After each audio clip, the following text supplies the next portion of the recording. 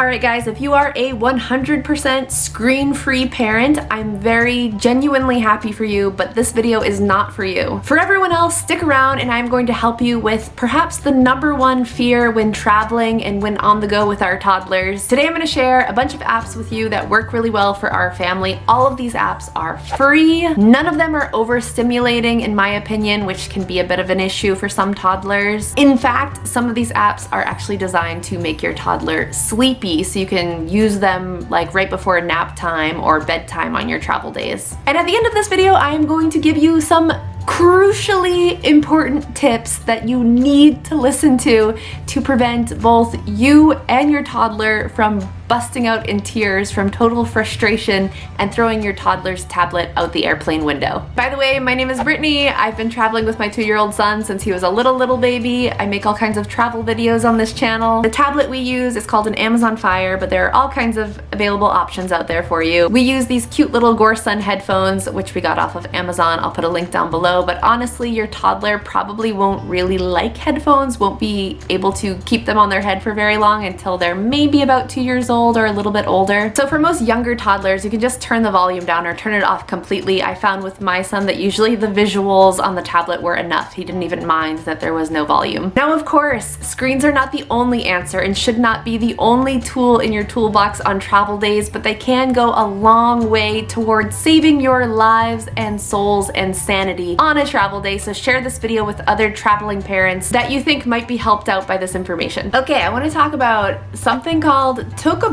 kitchen monsters. Everything I'm suggesting in this video are basically games or interactive games. As far as show recommendations for your toddler to just watch from like Netflix, Disney Plus, Amazon Prime, check out the list in the description down below. I have some really great ideas for you guys. Okay, so if you weren't aware, Toca is a popular brand of kids apps that offers a range of interactive and imaginative play activities. I think these apps are designed for toddlers age 3 and up, but honestly my son has loved them since he first got his iPad when he was 18 months old. There are some paid ones and there are some free ones, and the free ones are awesome. So there's Toca Hair Salon, Toca Life World, which is kind of like a toddler miniature version of The Sims if you ever played that game. But my son's favorite is Toca Kitchen Monsters, which is a game where you can feed food to little monsters and you can cook the food, and it's a lot of fun. Moving the food around and feeding the monster, I'm sure, is good for their fine motor skills, and it's educational. It's encouraging basic cooking skills. I'm not here to judge at all, but what works best for me and my family is that we only let our 2-year-old son use his tablet on travel days, only in the car and only on the airplane. There are a few reasons why we do this, but one of the reasons is that he gets super excited to use his tablet when he finally gets the chance. But it also means that it took us longer as parents to figure out which apps and which downloads work best for him to keep him in a good mood, to keep his interest, which apps are total garbage, and which apps are great and educational. Quick note on the educational thing, I feel like I'm very open-minded. I have a master's degree in education, and I don't think that educational apps means that it has to be teaching the alphabet or numbers. I think that educational has kind of a broader meaning. Many apps can be educational in their own way, but some downloads, some videos are just objectively crap. Ahem, Cocomelon. I want to talk about something called Nighty Night Bedtime Story, also known as Fox and Sheep apps for kids. This is a great one for winding down. This is what I call a sleepy app. I actually discovered this because I was typing in on YouTube sleepy bedtime stories or sleepy bedtime videos for kids, and there are basically autoplays for this that you can watch on YouTube. My son loves these. He goes into like a little bit of a trance watching these 5-minute videos, and then we go read a book and put him to bed. It's really useful for travel days if you need a quiet YouTube video to watch. But it's also an app that you can download on your toddler's tablet. So there are 2 that I know about. One elephant looking one that's like a little circus and you put the little circus animals to sleep. The other one is this gopher looking creature. I don't know, I think it's a gopher. And it's the same thing. You put little animals to bed. A little bit bizarre, something I never would have thought about that toddlers might want to do before going to sleep, but it works really well. For language learning, because we are teaching my son French French. My husband is a native French speaker, so he speaks to him in French and I speak to him in English. And so I like this Peppa Pig app because you can change the language on it. It has a whole bunch of different languages available. And if your toddler is already a fan of Peppa Pig, they'll love this because basically they're creating the show themselves, making the characters move around and like jump in muddy puddles and stuff. An app that many other parents suggested to me is the Khan Academy Kids app. This one has one little minor hurdle in that you need to sign up for a free account. It's free, so it's fine, but you have to actually type in your email address and then receive an email and verify your email address. So it's just like an extra 10 seconds. But anyway, I think this one is worth it because it is super visually cool to look at. There's tons and tons of stuff in here, and I feel like this would be good for a large age range of toddlers. So from really little toddlers, 18 months old, until 3+, there's all kinds of stuff in here for your kids to do. Endless Alphabet, I love because my son really loves this one. If you have a toddler who has some interest in letters, they're sort of starting to ask you about letters, Endless Alphabet is really cool because you can move the letters around on the screen and put them where they go on a word. My toddler has no idea how to read. He doesn't know what words are yet, but he does know his letters pretty well, and this is a perfect game for him to get a little bit more used to seeing how words work. It's a really cute, basic pre-reader kind of app. Lego Duplo Connected Train. There are all kinds of Lego Duplo apps out there that are free, but the Connected Train one is cool for kids who are into trains, which happens to be a lot of toddlers, it seems. ABC Mouse is a really popular one, and one that is more like traditionally educational as far as like learning the alphabet and things like that. And I'm putting it on the list because it offers a 30-day free trial, but it's not completely free. It is hyper popular though for kids from 2 years old to 8, and so I feel like I did need to include it. Remember guys, not to load your toddler's tablet up with too many apps. If you find that they're not using stuff, make sure and delete it because it makes your tablet operate a lot more slowly. It gets sluggish and you will get very frustrated with it, but your toddler will definitely get frustrated with it. Dr. Panda World is another one that offers both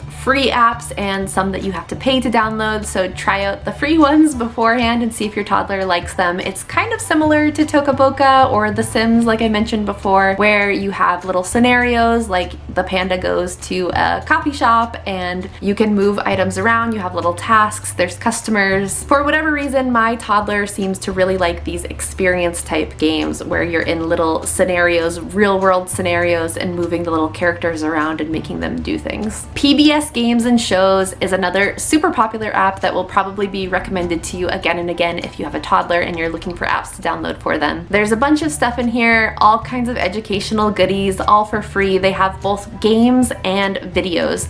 I currently can't access the videos for some reason because I'm in Canada. I don't know if that's something that I can fix. I have to look into that. There's a free app called Mickey Mouse Coloring that my son really likes. You've probably seen apps like this where basically it's like a drawing board. Your toddler can use different kinds of tools and colors to color something, to draw something, and this Mickey Mouse one is really cute. Swipeable books are really great for travel if you haven't thought about this yet. So instead of packing heavy board books to read, we always read books with my toddler before he goes to sleep. Just one less thing to pack, kind of like bringing a Kindle or e-reader with you instead of bringing your own books. And then I'm going to recommend that you download some kind of kid toddler piano app. We use this one and it's fine, but there are also at least 3 or 4 other free ones that I saw. It usually works best when we use it, when we play it with my son. Which leads me into my crucially important tips that I want to give you when it comes to your toddler's tablet. So number one is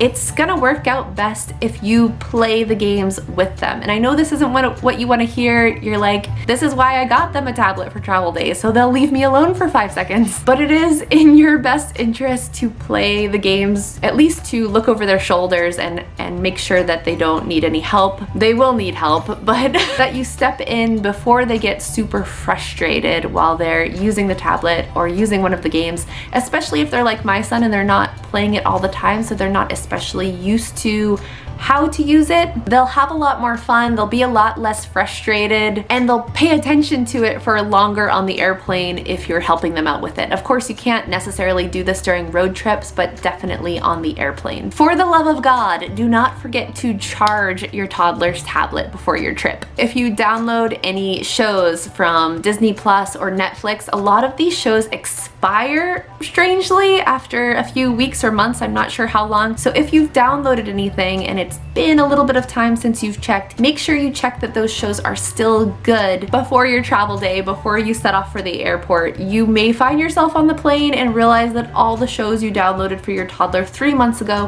have all expired, and then you have a little bit of a situation on your hands. Another reason for looking over your toddler's shoulder while they're on the tablet is for their own safety. There are certain apps like YouTube and even YouTube Kids where they can find themselves watching the most bizarre, borderline, or maybe just straight up inappropriate videos, so you want to make sure that they're safe and they're not doing anything they shouldn't be on their tablet. You also don't want them changing any of the settings, or like especially the language settings where you have no idea how to fix your tablet and you're going to end up spending hours on the internet later trying to undo what they've done. You should be able to set up all kinds of parental controls to prevent this from happening, but toddlers are very good at getting by things in my experience, so just keep an eye on them. Okay, and now for the most important tip. If you are gifting your toddler a tablet for the first time, or you are showing them a new app that you've just downloaded for the first time, don't just hand it to them new in the box. Here's your tablet, happy birthday. Or don't just open up a new app for them for the first time without you having looked at it first and played with it.